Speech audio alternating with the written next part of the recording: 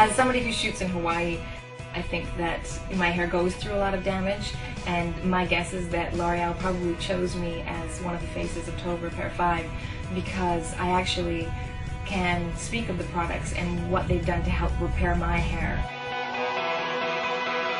I think my favorite product in the range is, it's hard to say because they all sort of complement each other, and I've been using them together, and the result has been pretty phenomenal. I think the one that surprised me the most was the conditioning spray. When I spray it on my hair after my shower, I can walk out the door, and all day my hair is perfectly smooth curls.